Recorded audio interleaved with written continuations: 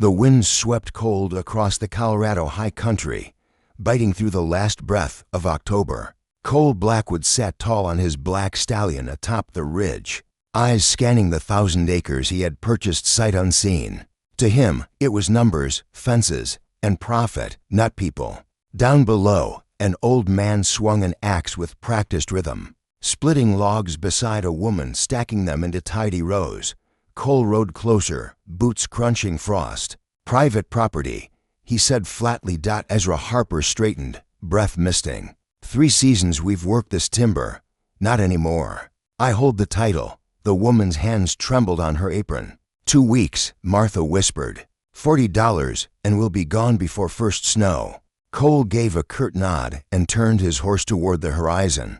But as he rode away, Martha's worried eyes stayed with him, a gaze that cracked something long buried beneath his hardened pride. A week later, gray clouds hung low over the valley as Cole rode back through the timberland. Ezra Harper was alone this time, his axe idle, his face drawn with worry. "Where's Martha?" Cole asked. Ezra's answer was barely a whisper. "Fever, 3 days now." Cole dismounted and strode toward the cabin. The door creaked open to a dim, smoky room. Straw pallets lined the walls, and from the shadows, wide eyes stared back, not 1 or 2, but 11 children, silent as ghosts. A thin woman lay on a cot, cheeks flushed with sickness. "They're orphans," Martha murmured weakly. "County wanted to scatter them. Please, don't tell." For the first time in years, Cole found no words. He backed away, the children's frightened faces burning into his memory. Outside, he paused beside his horse, the cold air cutting deep, but not as deep as the ache rising inside him.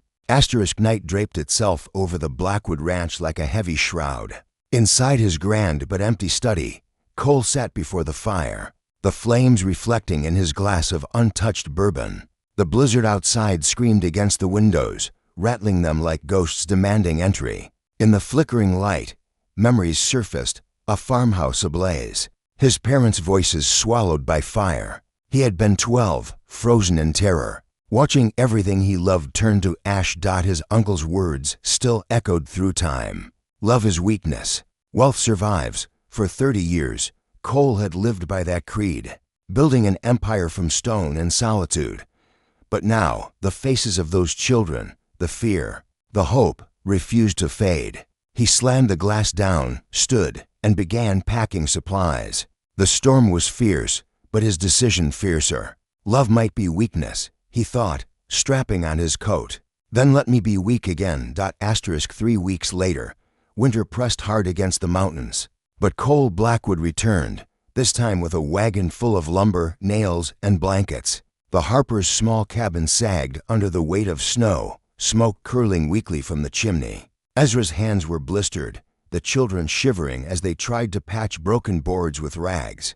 Cole didn't speak much. He just unloaded tools and set to work. The sound of hammers echoed through the frozen timberland, a rhythm of renewal. Daniel, the oldest boy, matched his pace, pride lighting his tired face. Rebecca, watchful and wary, handed nails, studying Cole's every move. By dusk, the walls stood firm, smoke rising from a repaired stove. Laughter, small and uncertain, filled the cabin for the first time. Cole sat back, breath steaming in the cold, realizing something unexpected. The work had built more than walls. It had built trust. Evening settled softly over the mountains, the rebuilt cabin glowing with lamplight and the smell of stew. Martha Harper, pale but recovering, ladled soup into tin bowls, insisting that Cole sit with them. "You've worked like one of us," she said firmly, leaving him no room to refuse. Cole hesitated at the long, crowded table, unused to noise or company. 14 hands reached for bread, laughter spilling like music he'd forgotten. Rebecca, sharp-eyed and untrusting, finally broke the silence. "Why are you really here, Mr. Blackwood? Men like you don't help folks like us." Her words hung heavy, yet honest. Cole met her gaze. "Maybe I'm tired of eating alone," he said simply. The tension eased. Then little Samuel, barely 3, climbed into Cole's lap, curling against him without fear. Cole froze, then gently steadied the boy's tiny hand. Later, by firelight, He took a scrap of pine and began to carve, quiet strokes shaping a small wooden horse. When morning came, Samuel found it beside his blanket. "Mine," he whispered. Cole nodded.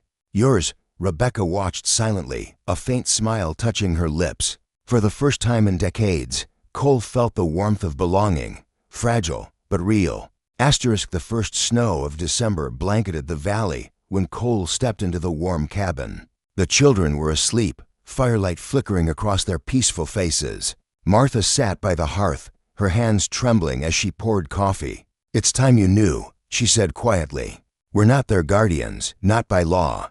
The county wanted to scatter them, one by one. Ezra and I fled before they could." Her eyes glistened with guilt and defiance. Cole listened in silence, the weight of her secret pressing heavy. "You did right," he said at last. "No one's taking them again. I'll find a way to make it legal." For the first time, Martha smiled through her tears. Just then, hoofbeats outside broke the fragile calm. A telegram arrived, its message sharp as a blade. "Evict squatters or lose your partnership. Raymond Tate." Cole folded the paper slowly, jaw tight. The battle he'd been avoiding had finally come. By mid-December, the air cut like glass, and trouble rode in with the wind. Sheriff Coleman dismounted outside the cabin, his breath clouding in the cold. He handed Cole a folded paper. "County orders," he said quietly. "You've 72 hours to vacate. Children will be placed under state custody." Before Cole could reply, Raymond Tate arrived in a polished carriage, his coat fine, his smile colder than the snow. "You can still save yourself, Blackwood," he drawled. "Sign the sale. The mining company takes the land, and your name stays clean, inside." The children packed their few belongings without a word. A doll here, a torn book there. Little Samuel clutched his wooden horse, then walked up to Cole, eyes shining with tears. "Here," he whispered, pressing it into Cole's palm. Cole's throat tightened. The choice before him was no longer about land or gold. It was about souls. Snow whispered against the tall windows of the town's finest hotel, where Cole sat alone in a room lined with velvet drapes and silence. The telegram from Tate lay on the table beside untouched whiskey, its words burning louder than any fire. He stared at his reflection in the dark glass. A man who owned everything except peace. At midnight, he saddled his horse and rode through the storm to the old cemetery on the hill. Snow gathered on the headstones, soft and pure. Cole knelt before two graves marked James and Eliza Blackwood. His voice cracked as he whispered, "I forgot what you taught me. I built walls when you taught me to build love." Tears froze on his cheeks as the wind howled like forgiveness. In that quiet surrender, he knew his choice. The empire could die, but love, once chosen, would live forever.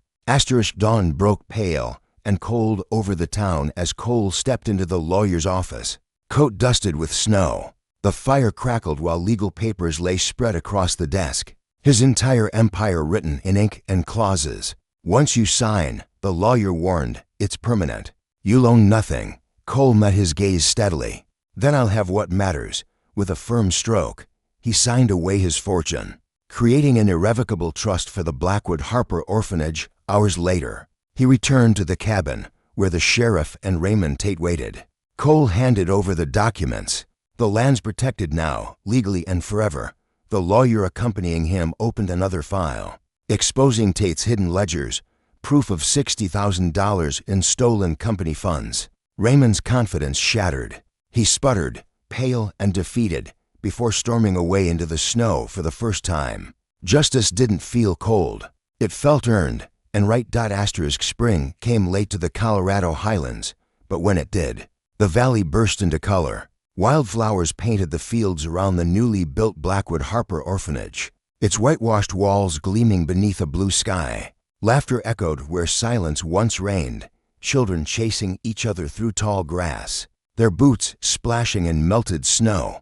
Cole stood by the corral, teaching the older boys how to saddle a horse, his voice patient, his smile unguarded. Samuel rode proudly beside him, giggling as his pony trotted in circles. Martha and Ezra watched from the porch, their eyes full of quiet joy. A stagecoach arrived, and a thin boy stepped down, Thomas, 12, eyes hollow with loss. Cole knelt beside him. "Lost my parents at 12, he said softly. "You're not alone anymore." As evening fell, Cole's voice carried over the laughter. "Wealth isn't land or gold. It's love that stays." Asterisk if this story touched your heart. Hit subscribe and ride with us for more untold Western tales.